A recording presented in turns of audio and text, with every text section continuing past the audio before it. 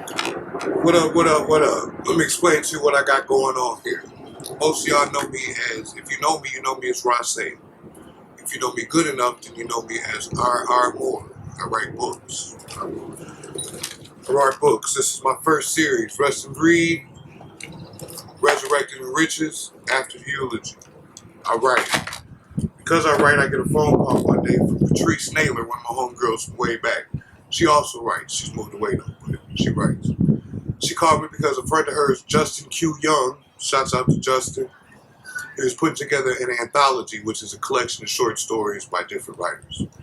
I wanted to do that. I'm in there. I write my short story called When Pops Died. It was a bunch of authors I didn't know, so I wanted to make sure I stood out. So I hope you appreciate the effort that I put in. I hope you understand it. And this ain't all I want to do, but this is the beginning of what I do. I appreciate it. When Pops Died. When Pops died, I didn't cry. I didn't know him that well. He sent me money on Christmas and birthdays, but I hadn't seen him since I was 12. Now I'm 19 and not likely to front. Pops died driving drunk, crashed his brand new truck. Meanwhile, I got two bullshit jobs and my life is fucked. Wendy's and Burger King, one pair of work jeans, hurting. And to keep it real, I'm not sad.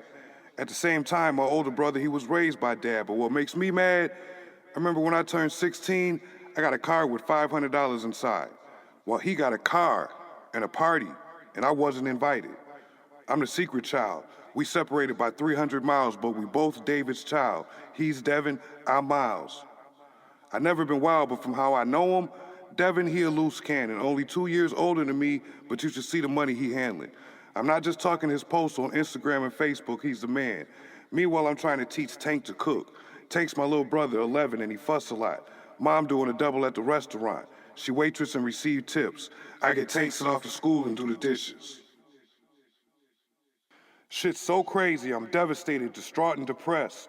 Pop's gone, now shit is a mess. Hard to keep going, but I'm doing my best. It's been just me and Pop since my mom's death a couple years ago. Cancer took her last breath. Once she died, Pop's got to hustling extra hard. I got to hustling extra hard as well, and we bought matching cars. Just me and him, we ain't need no squad. All cash, no Visa card. Now he's gone, and I realize my reach ain't that long.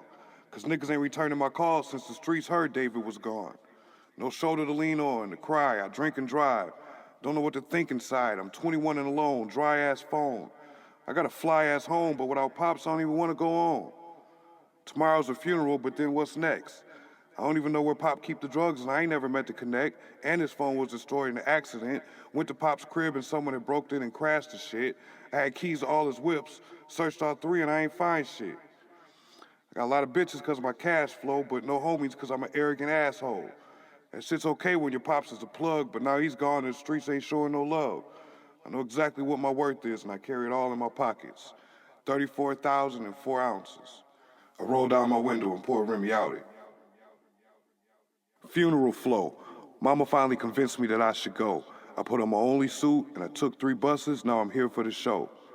Coming through the parking lot, I could feel the weight of the world on my shoulders. Parking lot full of foreign cars plus a red Range Rover. That's Devin's truck. I recognize it from Instagram, plus his name is on the trunk. I walk in and everyone turns when the door shuts.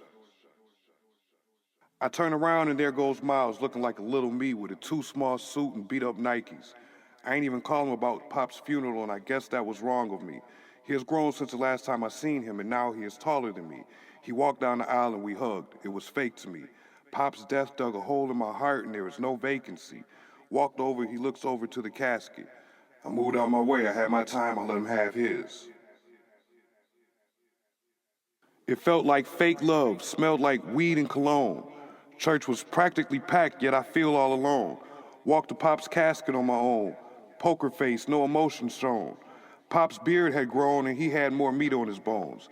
In the past 7 years, we both had physically grown. I took my time. I wanted to remember his face. He was fresh as hell in his open casket. Pops always had good taste. Meanwhile, I'm poking holes in my belt to keep my pants on my waist. It wasn't hate, it was honesty. I didn't think it would bother me, because even though today is his funeral, for years he's been dead to me. Devin stands next to me and his tears pour. I want to be there for him, even though I barely know him. I overhear someone ask Devin, will you be okay? And selfishly, I feel like I'm in the way. Besides Devin, I don't know anyone here anyway. I no longer want to stay. They praying and crying.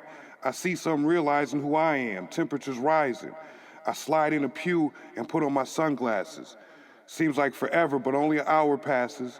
Devin's like, let's go to the cemetery, but I'll pass. He acted like his feelings hurt as we approach his truck. I explained I don't want to hurt his feelings, but he should respect mine as such. Plus, my bus arrives in a few minutes. Told him I'll inbox him and he can go handle his business. This is where we should depart with a hug and some dap, but he just shrugs, pull out his keys, and shows me his back. A few weeks pass. I called Devin a couple times, but no reply back. That's fine with me. No reason to change up now. Same shit round my way, but it's worse now. Fired from Burger King, so it's one job now, and we hurting.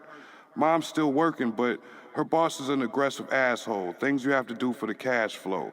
I've been out looking for jobs, now I'm back home, helping Tank with his homework. Mom comes in from work and checks the mailbox and there's a letter from a lawyer. I almost never get mail, so this was not expected. You can't know how surprised I was when I read it. Apparently, Pops left me a car that the lawyer got. If that's true, he probably left Devin a car lot. Hard to believe, and Mom's told me to call and see. Once my address was confirmed, basically the car belonged to me. All I had to do was sign when it arrived. He'd assured me it was in good shape, a Malibu 2005. That'll be super smooth if this ain't no jive. Tank gotta walk back and forth to school and it's getting cold outside. The irony. A deadbeat all my life, but in the afterlife he provides for me. And as bad as I need a whip, I ain't even gonna trip, but I'll believe it when I see it. Shit, I'm used to disappointment, so imagine my excitement when Monday came. Tow truck brought the Chevy and I received the keys once I signed my name. Calm down, Miles, I told myself as my adrenaline race. Put the key in the ignition and said a prayer just in case. She started with no problem, officially my first car. First thing I did was drive to Mom. Lunchtime was always busy at the restaurant. I find a spot to wait until she could pull herself away. I watched her slave, customers mispronouncing her name. Then I started watching her tips. It was petty change. It's cool because now we got us a whip, but we need better days. Mom got grays in her hair, shoes scuffed up. She need a new pair. We both got hand-me-downs, but we make sure Tank got new gear. He's been fresh all school year. Finally, she catches a break and can sit still for a minute. I tell her about the car all black with windows tinted. She brought me right back to the earth asking how we gonna keep gas in it. That's just like Mom's always giving out lessons. She said if you get it off of sin, it's not a blessing, but I ain't stressing. This car gonna get me to a second job. I asked if she wanted me to pick her up from work tonight, but she said she'd ride with Mr. Clark and be all right. Have a good night, I told her as I kissed her on the forehead. She smiled and said she hoped she'd be home before Tank went to bed. On my way out, I bumped into Mr. Clark. What's up, old head?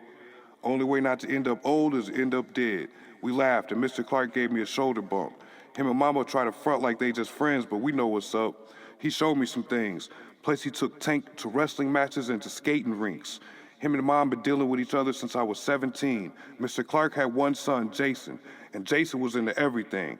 While Mr. Clark was cooking at the restaurant, Jason cooked up for the block and had the game on lock, the only friend I got. He took me with him to the gambling spot. Whenever he'd win, he'd give me half off top. Whenever we linked, he'd ask if Tank was straight. He held me down like a paperweight. I couldn't wait to show him how the tables had turned.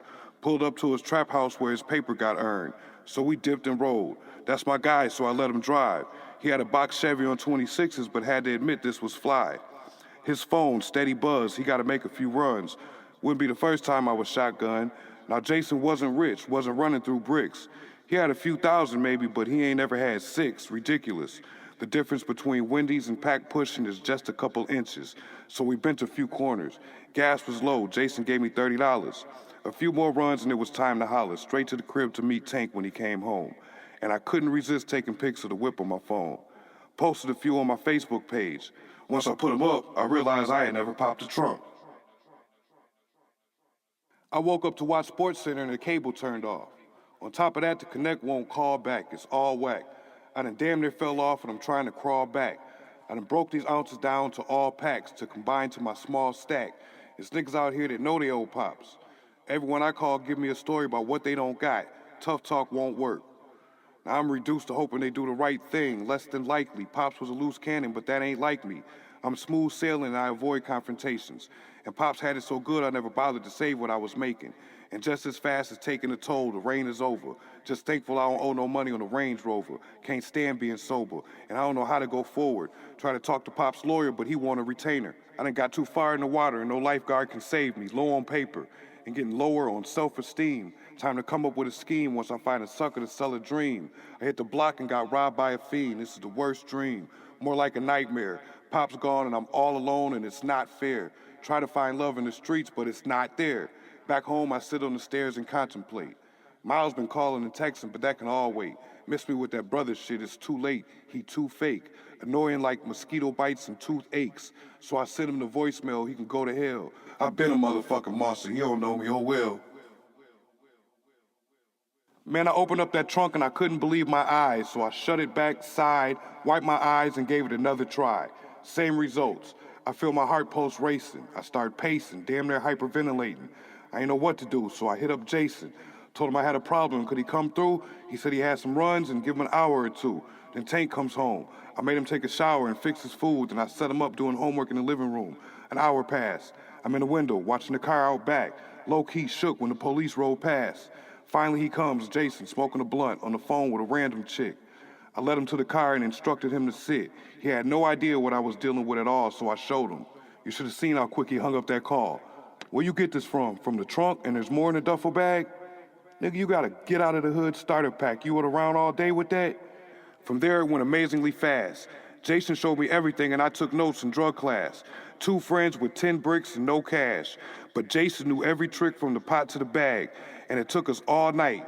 Good thing Mom decided to stay over Mr. Clark's. We kept running out of baggies. Finally, we finished with 75 ounces ready, 1,500 a pop, all profit, and we split it dead down the middle, we partners. 10 bricks with just a little mix. We kept the product proper. And you know what they say, proper preparation prevents poor performance. He schooled me in this dirty game with cops, crooks, and informants. We both know this wasn't meant for me, but fuck it, it's here now. I ain't seen Pops in 7 years now. I know this was for Devin here, but I don't care, and neither does Jason. Ain't no need to be patient. I went back to work that night like nothing happened, while Jason hit the block and he was about that action. We wanted it gone in 2 months, but Jason did it in half of that. No reason to overprice, we gave out deals because it was free to us, imagine that. So now I'm bored and I'm almost broke. I done downgraded from the Range Rover to the Monte Carlo. Parking lot at a pawn shop ready to pawn Pop's Movado when I bumps into my homeboy Johnny Bravo. Now Bravo offers me $200 to ride with him. He's headed out of town to cop some work and he needs somebody on the side of him. I get it and I need the bread so I'm G for it. Now an hour later we pull up in the Wendy's parking lot and Bravo got his seat pushed forward. I'm in the perfect position to be nosy and I'm perched and listening. Some nigga named Jason and I swear that looks like Miles with him. The transaction was quick and we was in and out. And I'll be damned if Bravo didn't say peace to Jason and then peace to Miles. Shit is wild and I'm figuring it out. I ended up in a rage and now I'm stalking his house with a hoodie and shades. I'm parked in the alley by his house a few houses away.